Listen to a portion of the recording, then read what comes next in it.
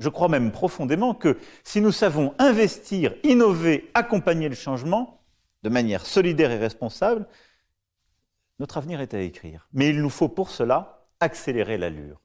La transition écologique, on est d'accord, c'est urgent, il faut faire vite. Mais financer ça, pas sûr que nos économies de poche suffisent. Financer la transition écologique est un vrai casse-tête. Ça demande de la créativité et pas mal de ressources. On parle, après tout, de changer complètement notre modèle économique et social pour en atteindre un nouveau, plus durable. Une chose est sûre, si nous voulons un avenir vert, il va falloir sortir des billets verts. Mais alors, comment la finance cette transition écologique? Les sous, on en a. Avec la crise des subprimes et les politiques monétaires non conventionnelles des banques centrales, on avait la quantité de monnaie en circulation augmentée. Ça a été le cas plus récemment avec la crise Covid. Le problème, c'est que ces capitaux, selon le GIEC, sont mal orientés. En 2020, on a identifié 870 milliards de dollars destinés à soutenir les énergies fossiles, un niveau pas atteint pour le climat. Le souci avec les investissements pour le climat, c'est que, à court terme, les agents financiers ont du mal à voir leur rentabilité, étant donné que ce sont des projets qu'on doit penser à long terme. Toutefois, ne soyons pas défaitistes. Aujourd'hui, on a des pratiques qui se développent de plus en plus du côté des acteurs financiers, notamment la finance verte. L'idée, c'est d'investir en prenant en compte des critères environnementaux, sociaux et de gouvernance, ESG. Ça peut aller de filtrer les investissements qui nuisent activement à l'environnement à mettre la question de l'impact environnemental avant celle du profit. On pourrait même arriver à pratiquer la philanthropie durable, soit ne plus considérer du tout la question du profit. Des labels ont été mis en place pour permettre de donner de la visibilité aux actifs verts et de pouvoir suivre les flux financiers allant vers la transition écologique. En France, il existe par exemple le label Greenfin. Les marchés financiers ont aussi vu la création d'obligations vertes. Une obligation verte est un emprunt émis sur le marché par une entreprise ou une entité publique auprès d'investisseurs pour lui permettre de financer ses projets contribuant à la transition écologique. Cette émission est accompagnée d'un reporting détaillé sur les investissements qu'elle finance. En 2015, lors de la COP21, la France s'est engagée à en émettre, ce qu'elle a fait en janvier 2017, avec l'OAT verte, pour un montant initial de 7 milliards sur 22 ans. Parce que oui, le financement, ce n'est pas qu'une question de banques et d'investisseurs privés. L'État a même un rôle central. D'abord, l'État subventionne et apporte des aides dans le cadre de projets promouvant la transition écologique.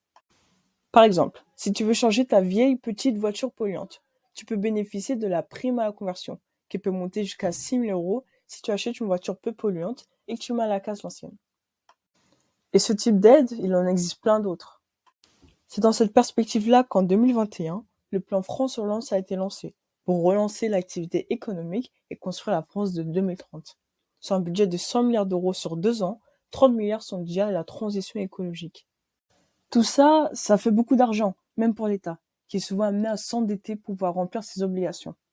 Dans le rapport de France Stratégie, les incidences économiques de l'action pour le climat, publié en mai 2023, sur lequel ont pu travailler Selma Mahfouz et Jean Pisani-Ferré, ce dernier évalue que les objectifs environnementaux nécessiteront une augmentation de la dette de 250 à 300 milliards d'euros d'ici 2030.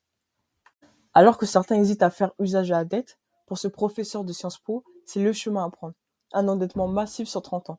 Plus encore, il propose la mise en place temporaire d'un impôt exceptionnel qui toucherait le patrimoine financier de 10% de Français les plus aisés, ce qui dégagerait 5 milliards d'euros par an. Selon lui, ça répartirait équitablement le coût de la transition écologique. Et comme on peut l'imaginer, cette solution ne convient pas à tout le monde, le ministre de l'économie, Bruno Le Maire, inclus. D'autres, comme le ministre de la Transition écologique, Christophe Béchu, n'excluent pas la possibilité. Il met en parallèle cette idée et les transferts solidaires de capitaux des pays développés vers les pays en développement. En effet, la transition écologique, ce n'est pas chacun pour soi. Ce nouveau modèle qu'on vise doit s'étendre à l'échelle mondiale et tous les pays n'ont pas les mêmes moyens. C'est pour ça que dans le cadre du financement des pays en développement, l'aide des pays du Nord est nécessaire. Mais plus globalement, il y a nécessité d'une coopération entre les pays au niveau international. C'est dans cet esprit que le Fonds vert pour le climat de l'ONU œuvre, avec aujourd'hui 13,5 milliards de dollars alloués à plus de 240 projets dans les pays en développement. Aujourd'hui, les économistes et chercheurs préconisent la mise en place de mesures à l'échelle internationale. C'est le cas notamment pour la question des émissions de carbone. L'économiste Jean Tirole envisage par exemple d'instaurer un prix mondial du carbone. Une fois ce prix fixé, une institution indépendante serait chargée de mesurer et contrôler les émissions des pays. La taxe carbone permettra alors de financer la transition écologique. C'est le concept de la taxe pigouvienne.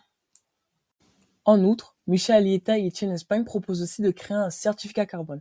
Voici l'illustration qu'ils en donnent. Admettons qu'une entreprise investisse 100 euros dans un projet bas carbone grâce à un prêt bancaire. Si ce projet réduit de 5 unités les émissions de CO2, l'entreprise reçoit 5 certificats carbone. Avec un coût social du carbone de 2 euros, elle ne rembourserait que 90 euros à la banque, les 5 certificats carbone valant 10 euros étant rachetés par la BCE. Cependant, il est difficile aujourd'hui de fixer le coût social du carbone. Et comme aucun de nous ne veut que la planète brûle, on peut nous aussi, à notre échelle, mettre notre pierre à l'édifice. Pour ça, tu peux regarder du côté de l'argent qui repose sur ton compte en banque, ton épargne. Celle-ci est censée s'utiliser pour financer des projets divers, projets qui te sont le plus souvent opaques. Mais depuis août 2022, ton conseiller doit recueillir tes préférences sociales et environnementales pour ces placements. Comme ça, tu choisis le secteur auquel ton argent contribue. Tu vois, c'est pas de tout repos le financement de la transition écologique. Il faut encourager les acteurs financiers à avoir au-delà du profit, compter sur les politiques publiques de l'État, arriver tant bien que mal à s'accorder mondialement. Y arrivera-t-on? Face à l'urgence climatique présente, on n'a pas trop le choix.